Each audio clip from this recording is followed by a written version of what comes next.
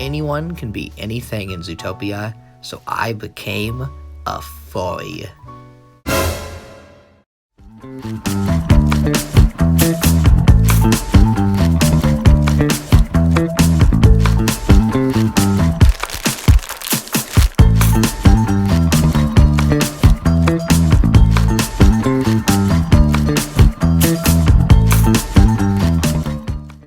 This is Austin's Animals, collecting all things furry, and today we're going to be looking at a Zootopia action figure gift set from TOMY.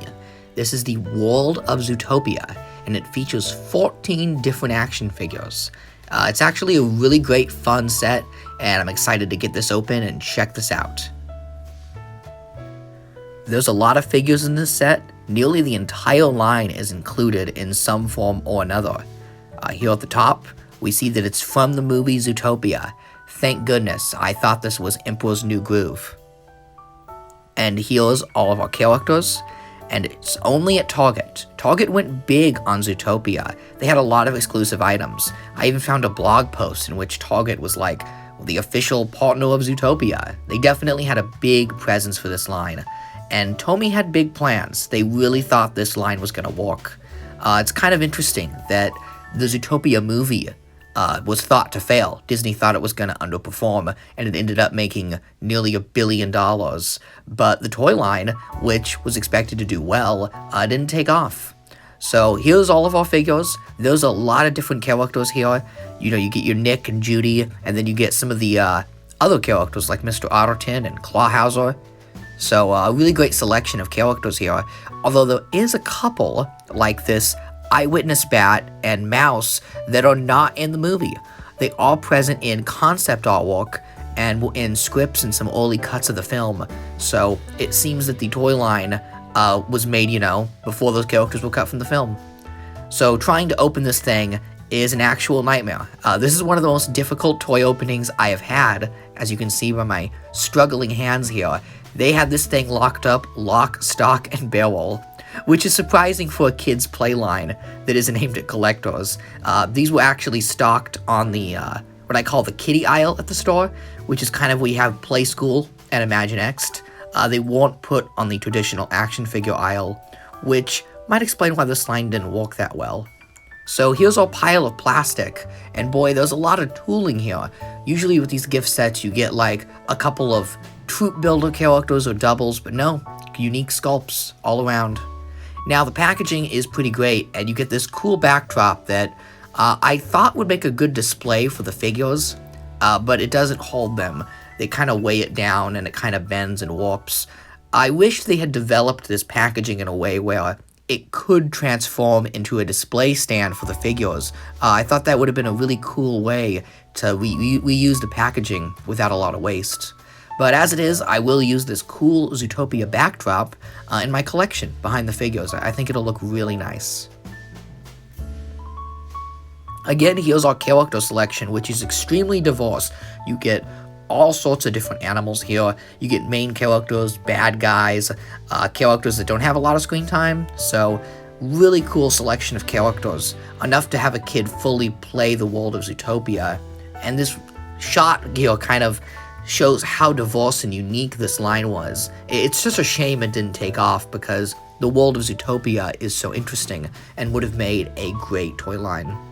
So starting off with male Lionheart, on the left is the one in the set, and on the right is the existing action figure I had. The only bonus here is that this one has a new tail, and the one I had, I lost the tail. The tails pop off pretty easily.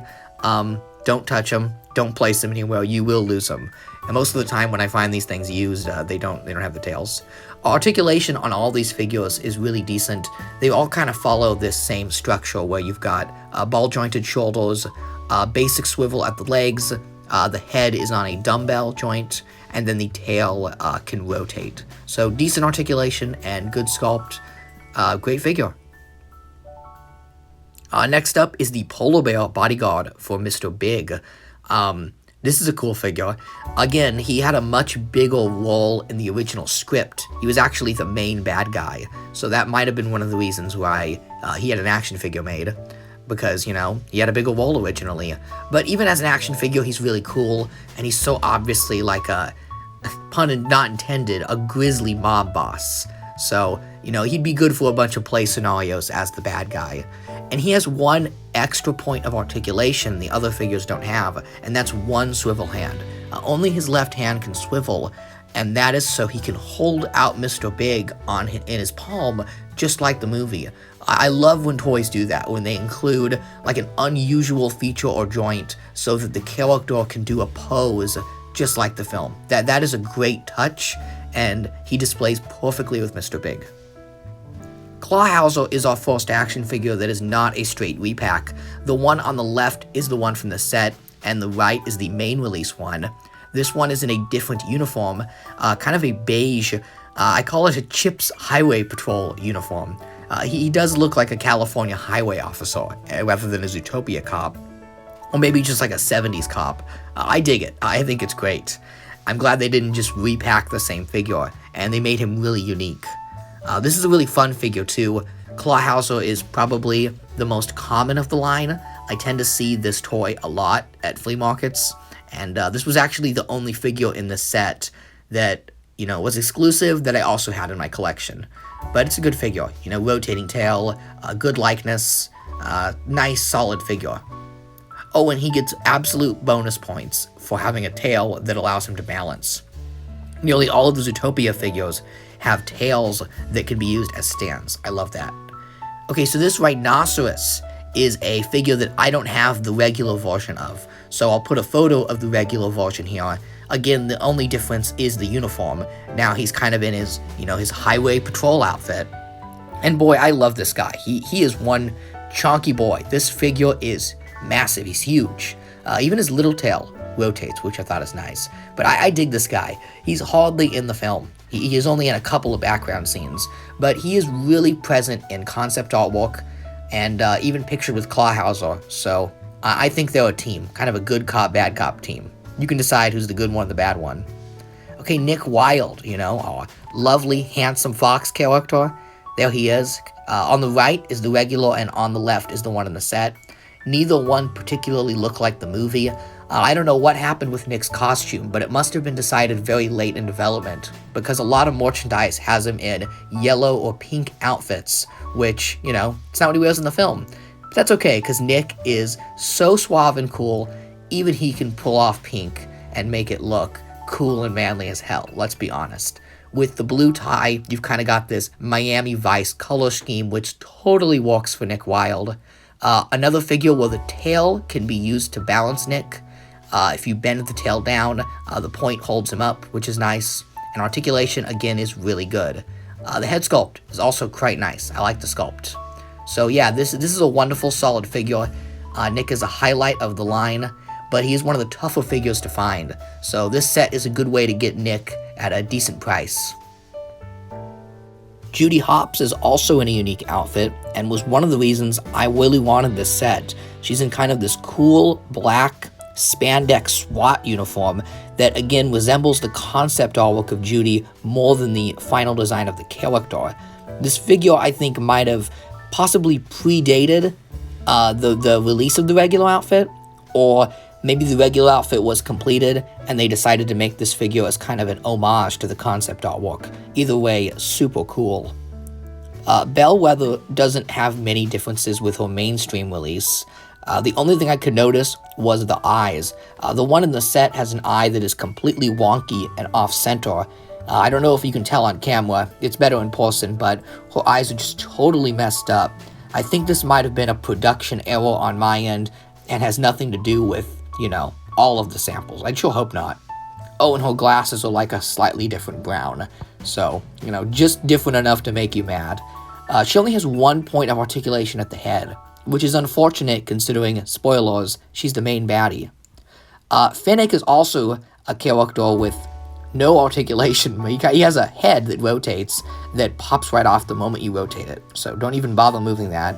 And then he's got a ball-jointed tail that can be used to stand him up. And you're really going to have to futz with that tail, because this guy does not stand. His paint job is unique. He's in a purple Hawaiian short. Again, just like the concept artwork and not the final design. I wonder if this set as a whole was designed before the designs were finalized, and that's why they're all based off concept art. I don't know. So finally, we have 6 what I'm calling minifigures. They have no articulation whatsoever, but they're really cool. These guys came packed with the main figures in the main line, but they often get lost, so it's great to finally have them. First off is Weaselton. He's cool, he's evil, he's Weaselton. Mr. Big, the awesome mob boss. This guy's great, and I love that they made him to scale. This would have been an easy figure to make in the main line since he's such an important role in the movie, but he's just a little figure. This is the lemming that Nick sells the popsicles to. Kind of a strange choice, but hey, I like that he's here. And finally, 3 characters that don't appear in the movie. The Bat, the Squall, who's called like Safety Squall, and the Mouse Thief. The Mouse Thief I think is fine, because he's just kind of a generic baddie that you can play cops and robbers with, but I don't know what the kids are supposed to do with a Squall and a safety vest. So one thing I love about this set is that it highlights the scale differences in this line. TOMY really wanted to have the full divorced world of Zootopia with different sizes. Some figures are really big, some are really small, and Nick and Judy are appropriately scaled. You also get enough figures to have a cops and robbers scenario. You get plenty of good guys and bad guys. And I put Nick in the middle since he can be on both sides. So this set includes enough toys for a kid to fully play and enjoy Zootopia, and for a collector to display Zootopia. My only gripe is that they all have cupped hands to hold accessories, yet this toy line doesn't have a single accessory in the entire line. Not to fear, you can substitute your own so that Nick can get his lolly and Judy can get her gun. Hey look, she had it in the concept artwork, okay? And this is concept Judy, so she's got a gun. Let's cap it off with some photography.